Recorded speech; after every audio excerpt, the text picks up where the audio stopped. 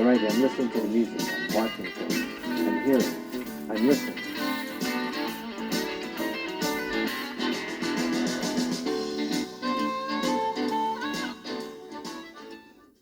Okay, he waits for the music to fade down. All right. God, what a polished intro. Okay, they're telling me what to do here. Okay, Watchwell is my name and natural philosophy is my game. And for those of you that have seen this show before, you always know the emphasis is to learn something. And I must apologize because we got through the month of December, but Watchwell could only do one show, so it was a long time that this is I stand in front of you. So I feel kind of naked standing here because I didn't do a show for you. But the holidays were absolutely wonderful. And I saw something here. I have to change my little graphic to make it 2004. But anyway, here I am standing in front of you on, in fact, the 5th of January, Janvier, and I'm going to once again try to stimulate your interest now that my kids are back in school. I'm sure that all the kids are now thirsting ever again for new knowledge. So we'll try to present some material for you and have some kind of fun. What I'm going to try to do for you today is the new, we are now into 2004 here. Let's show the 2004 here. Everything is 2004 now. So we have for you the 2004. There it is. Wow, voila. 2004. So the new, and we all know that the ongoing textbook for this program is the very hands-on Farmer's Almanac that we use, and I'm going to explain a few little key things that you can use for reference to follow along with Watchwell. So if you have never seen the show before, and if you have never followed along, this is your chance to catch up. So that's going to be part of the program. And the other thing is, I've been kind of milking this other little trig formula for about the last two shows. And again, I hate to go on too long because there are so many other interesting topics, but I'm going to follow up one more little thing, and I'm going to talk about the clinometer that I brought along to go with that. So that's going to be kind of like a somewhat of a demonstration. And then, this is kind of a fun show to kind of get into the new year. And then I have a couple comments about the Spirit, which was now the absolutely successful little kind of land roving device that landed on Mars. In fact, just a couple days ago. So I'll have a little comment on that. So, and then we're going to finish up with the one last little part. I got my Stephen Wright puns that I got from my friend from Mill Valley, California, who always sends me puns. And I was going to read them off in the last one, but the last time we got so bogged down with the little trip to Esoterica about the lady who had rats in her basement, and so that was a pretty funny show. I got a few comments about that, and so that got us through the last program. But now we have to move ahead. So here we are, ladies and gentlemen, attempting to once again kind of get the big wheels turning, because here we are in the year of our Lord 2004. In fact, let me change my little copyright thing here. When it shows the program here, it always says 2003. So let's change our copyright to 2004. Of course, it's not that so many people are stealing the material here, but whatever. Okay, and now one last comment here before we kind of get rolling on some of the interesting material, which I hope is interesting. Is we always have for questions and comments, we always have the PO box on the screen, so you can always call that or talk to our email. I'm looking at here. They make this look like a classroom, but again, here we are. We are in the lower quarters of City Hall, and we have lights, and we have camera people, and we have people running the board, so it's all different, but I try to make it look like a classroom. There's this old eccentric, burnt-out professor talking in front of a classroom. Okay, so let's kind of get started here. So, like I said, we're going to talk about the clinometer, we're going to talk about the Farmer's Almanac, and then we'll finish up with a little bit of pun and just a little bit about the Spirit of the NASA project. But here it is, ladies and gentlemen, one more time here. Andy, can we just get a close-up here of the Farmer's Almanac? Again, people always talk about, well, there are so many textbooks that you can use and things at the university. They have all the books on astronomy and all the books on physics. And why does this old guy talk about the Farmer's Almanac? And again, for you who have not seen the show before, the reason being is because the Farmer's Almanac is very, very, very hands-on. And I'm going to mention a couple pages for you in case you don't have the book to get it. If you get it, then you can follow along. And the reason why I follow the Farmer's Almanac is basically I'm going to point out the key pages that I look at all the time. And they are, ladies and gentlemen, let's start right now. This is like the ones that we reference, and then I shall call you later and say, well, kids, there's going to be a test, so you better know. So the very pages that I look at all the time in this book religiously are from page 44 to page 70. And that's kind of like the core of what I use on this program. And basically what it is it's all the months of the year, the 12 months of the year, in calling out what the day of the year it is, what the moon phases are. Each one has an explanation of what is going on in the heavens. So then if you read like this City Pages, and what's her name, Carla Aldrich, you read her column, and then she talks about things, then it's kind of corresponds. So again, it's very, very hands-on, okay? So that's something that I use. I personally look at my Farmer's Almanac probably just about every day, picking up one piece of information or another, whether it's relating to the moon phases or whether it's relating to the sunrises and the sunsets and so on and so forth. So again, this is my little daily piece, okay? And then a couple other pages I want to call to your attention again. For those people who have never bought the book and never followed along, you can, Watchwell's not that smart, you can do exactly what I do. Now, as you read the farm, if you get used to this book, and if you look at the thing that I'm describing in the daily, kind of like the daily diary, so to speak, the planet diary, they have what they call key letters or correction letters, or key or correction, okay? And they are letters for, that goes like A, B, C, D, and E, okay? And you're wondering, well, what does that mean? Well, I will explain to you what it means. It means it has to do with a correction. Everything in the Farmer's Almanac, the times that they describe, have to do with Boston. So if you ever out to Boston, see, it's Boston. So Boston is like in Eastern Standard Time, 1 hour ahead of us. And of course, we're not in Boston, we're in Wausau, okay? But anyway, they have these corrections for wherever you are in the world, whether you're in Boston or whether you're in California. See, now Arnold Schwarzenegger, we know where Arnold Schwarzenegger is. Where is Arnold Schwarzenegger? Everybody now knows that he is in California, right? He used to be California, but he is in Sacramento, California, so you know. So you can have these corrections, and on page 170 in your Farmer's Almanac, again, I'm just giving you, in case, so this is the world according to Watchwell. So on page 170 in the book, it has all the various cities in the United States, and then it gives you what it calls the key letters, and then it breaks down to minutes. And so like if there's some some particular event, like a sunrise or a sunset or a planet position, and if it calls out letter A, B, C, or D, then what you do is you add it to your time. It's like you add 36 minutes or you subtract thing or so on and so forth, so you can get the corrections, okay? Again, so we're just kind of giving you the key here of how the farmer's book works. So then you know where I get what it is I get from. Okay, this is the first time I've actually taken the time to do this for you. Now there's two more pieces of the puzzle, again, of what I follow, and that is A, the book in the Farmer's Almanac that is concerned with the visible planets, Planets, the visible planets, and pretty much the visible planets in general terms are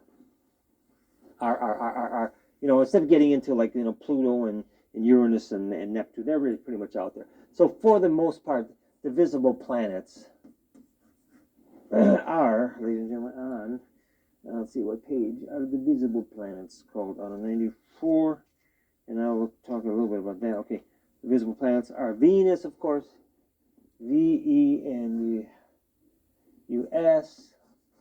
Mars, Jupiter, and Saturn. Saturn. And pretty much these are the visible planets that you tend to follow. Mercury is visible from time to time, but because it goes by so quick, 88, the Mercury cycle is only 88 days around the sun. It goes so quick. So usually Mercury is, for the most part, only visible, usually way at dusk or way early in the morning. So it's really hard to see. But these are kind of fun because right now, the visible planets, Venus, Mars, Jupiter, and Saturn, are in fact spread out all over in the solar system. And, and it's kind of interesting. And again, if you follow the visible planets here, I don't know if you can get a close-up on this page. I don't know if this will be helpful. Again, this repeats every year in the book, but this is the first time I've decided to kind of proselytize here a little bit. I'm going to do some proselytizing. I can see if I can get some new believers, okay? There we go. They're trying to get a close-up here. Okay, and then what it just shows is these are the planets, and then they have a kind of the same thing. They have it broken down into like about every 2 weeks, where a particular planet is supposed to be. Like it's January 1st, January 11th, January 21st, February 1st, February 11th, February 21st, March 1st, March 11th, March 21st. You got to get the pattern, okay? And they call out, now these are a little bit different, and they call out on these, it's either the time that a planet will rise or the time that a particular planet will set, okay? And then you can kind of work backwards. So then you can intuitively think of it like the sun. You can say, well, if the sun rises at 6 o'clock in the morning, then your intuition will tell you if it rises at 6, then it's going to be kind of, overhead like around noonish. And then you say, well, if the sun sets at 6, then you kind of, by intuition, sense that the planet is setting. Well, it turns out that in the planets, they don't behave like the sun. They rise, quote, rise and set at different times, relative to where they are to the Earth. So you have to develop a little bit of intuition. So if they're saying that a planet is, rising or setting, then you kind of have to either add or subtract approximately 6 hours to kind of get a sense of when a particular planet is like overhead. Then you can anticipate if it's rising or falling. So again, that's another feature of this book that I personally look at all the time, all the time, okay? And then in this very same page, it also has that key number that I talked about before, the key number, that A, B, C, D, so on and so forth. So then they give the particular times, and then you would want to use the key correction number, obviously, for Wausau. I mean, if you're living in Wausau. So then what you can do is you can take your little chart, and then you can make a little correction, so then you can tell you. It's like, say, for instance, like right now, see, I said this show is being shot on January 5th. So right now they say that January 1st, let's just say January 1st, that Venus sets at 7:03. Okay, so what does that mean? So Venus sets at 7:03. So let's see if we can make some sense out of that real quick. So 7:03 p.m. Actually, it's better when you do these. It's better to think in terms of like the military time, or 24 hours. So 7:03 really is, if you say 7 plus 12, is really what would be what you would call 19:03. So that means that the sun is like setting at approximately 7 p.m. at night.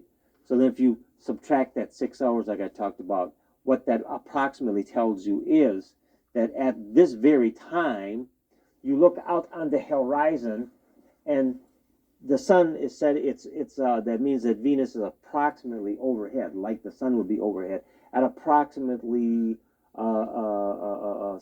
approximately 1 o'clock or 1:30. So about 1,300 hours. Okay, and so what that means is, like, you can't see it, but like, just say, if you say that the sun is overhead at approximately 12 noon, which it usually is in the planet I live on, sun, when we're not in daylight saving time, the sun's usually overhead about 12 noon. So then we're of course rotating underneath the sun, but then it also is telling you that Venus is overhead at approximately 1:30-ish during the day. But then as the sun rises and the sunsets occur, again, a little intuition, but you work with it a little bit like me for a while, and after it's just second nature. So then it's starting to tell you that, well, if the sun is setting like as it is now, approximately, let's just say 5 p.m. for round figures, well, then the other thing that's in the sky about an hour and a half behind it is the little bright planet Venus. And so you can look out right after this very show, and you can look out in the west at about 5:36. That the very bright, shining, glittering,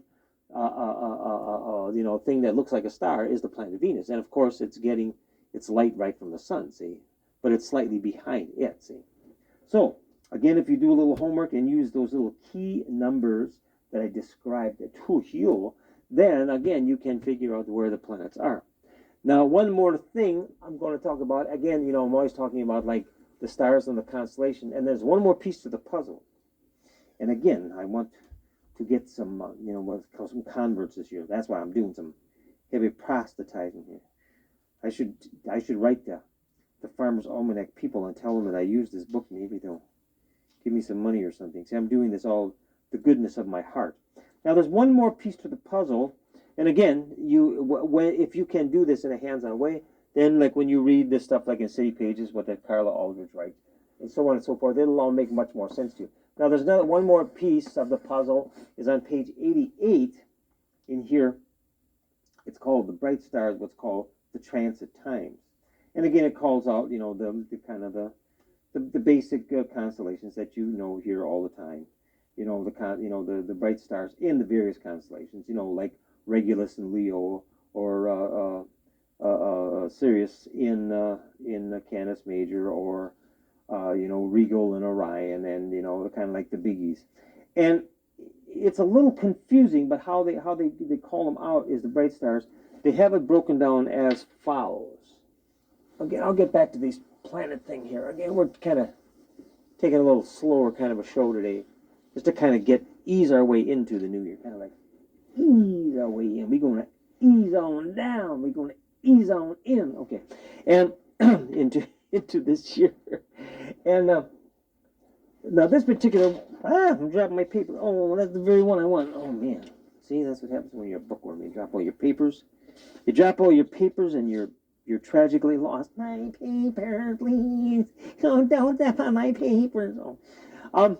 The bright stars, they've got it broken down into like different times of the year. Okay, they've got it broken down into like where the particular cars on, like January 1st, on March 1st, on May 1st, on July 1st, on September 1st, and then November 1st. Okay, and I did this once on a show. Actually, I spent a little time with this, and it turns out that how that breaks down. Again, these are for like the hardcore watch wise. The rest of the people say, "What the hell is that guy talking about?" So, if I did this once, and it ends up being a kind of like, ironically enough, it ends up being like the Star of David, where they call out these points. It's kind of like, January 1st, March 1st, May 1st, July 1st. I might as well do it. Okay. Now September 1st and 11/1. And again, it seems a little confusing, but what they're really doing is they're just making like kind of like a reference point, is like that as you are going around the sun, and you're getting close to one of these 6 points, like say now, well, January 1st, so you're looking out, on the backside at some constellation, and then January, and then February, and then March, and then you're over here, and then gives you some reference, then you're up to May, and so on and so forth. But what's a little confusing about this particular chart, and I updated it, so if there's any really, really hardcore watchwellites who are interested, just write our P.O. Box, and what I'll do is I'll send you this very same thing, what's called the time of star transit times.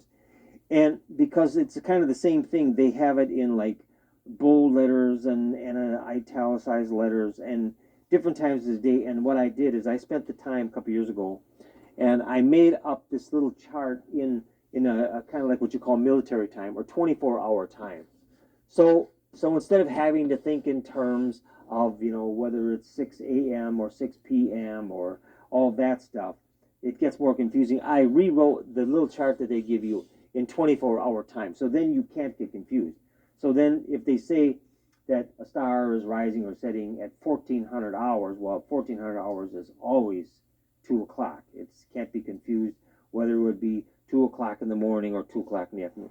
So if anyone is really interested in that particular page, again, spent the time to write that little baby out. I'm looking here, okay. I wrote that little baby out for you. And it helps understand because, again, this stuff repeats over and over and over and over and over. I gotta watch my time here. So those are some of the key features that you can get on. Again, you can get on board if you've never even watched this show, if you've never bought a Farmer's Almanac. Spend the money, buy one this year, and then you can follow along with what I do. I just want to say one little quick thing here. What's my time? One little quick thing here about the planetos. If you go, again, going back to my page there, my page, what was that? What page was that? On page 94 about the visible planets, it turns out that this particular year, the planets are actually spread out, rather interesting. And I just kind of like made a little, kind of going with the chart. I think I'm going to try to make that chart a little more user-friendly like I did the star chart.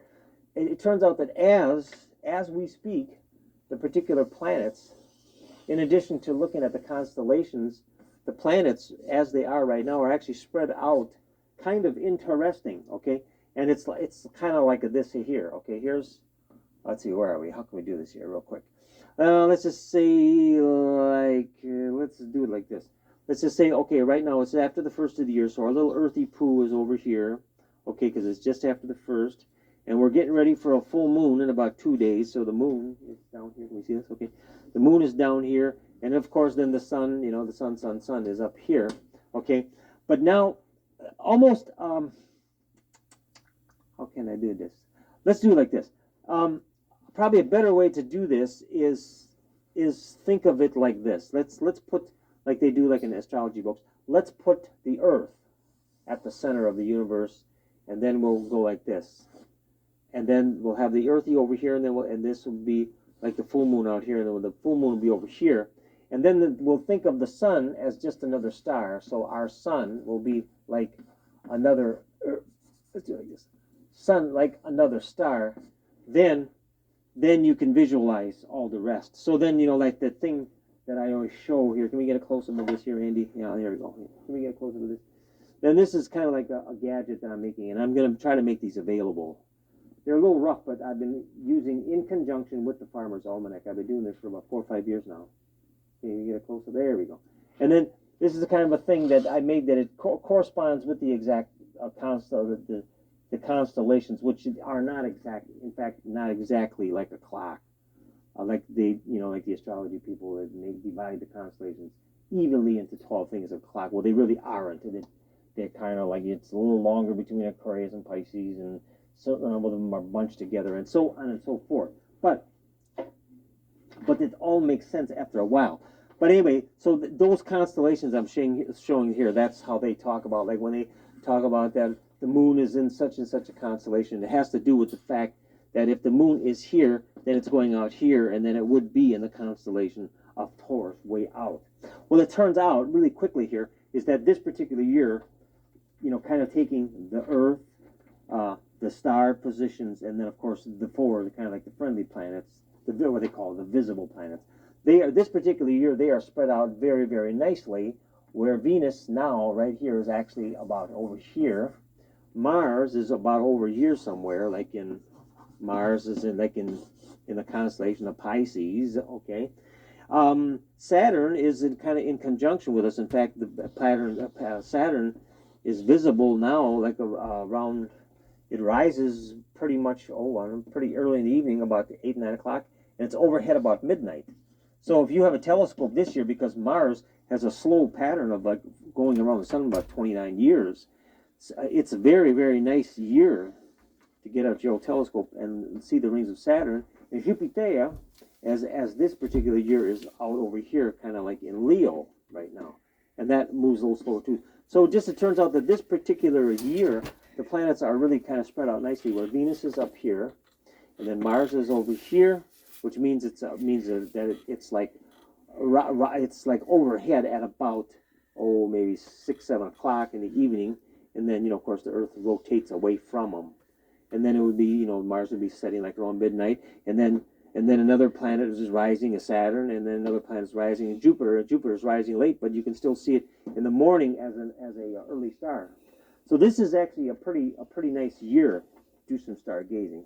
So for any of the Watchwellites that have never bought the Farmer's Almanac and they always think I'm babbling here like a mad fool, you invest a little bit of time and just take the time to figure out how it all works, and it's all pretty fun. You could be just like me. Spend $5 and watch the planets and then ride the planet, and you'll just a couple years and you'll figure the whole thing out, huh? Just like me, right? Well, I haven't got it figured out yet, but I'm working on it.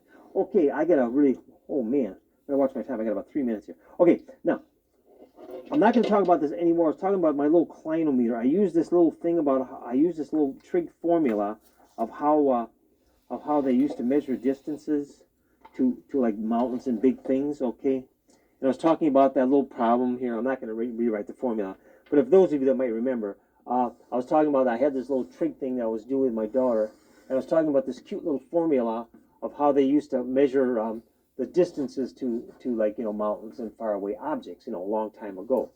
And of course the key factor was that there was a distance factor, there was one angle, then another angle, and there was a little formula. You plugged in this formula. I don't want to write it down, but anyway, there was this little trig formula. But I said that what you got to do to accurately measure is, I said, you got to make what's called a little clinometer. So if you can get a little close-up of this, Andy, here, it turns out, I don't know if you can, I made just a real small one just as a demonstration. There we go. Yeah, that's pretty good. See, so you make a little, it's called a clinometer, see? And it just goes from 0 to 90 degrees. And so if you're sighting on something that's level, then this little plumb bob is level. And then if you're sighting up to something being like, say, 30 degrees, then it's tilted if you're sighting on something 45, and so on and so forth. And so in this little particular one here, if you were sighting, like, say, something where the first angle was, say, 15 degrees, would be like you were sighting up from here up to the object, 15 degrees.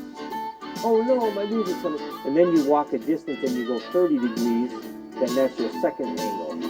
And so this is the kind of like a little device that you can use for measuring distance. I hear my music in the distance. I didn't get to my Stephen Wright puns. Okay, well, ladies and gentlemen, Watchwell is my name. Natural philosophy is my game. We got the year started. Yay! May all the acquaintance be forgot. Okay, we'll see you later, kids. Bye-bye.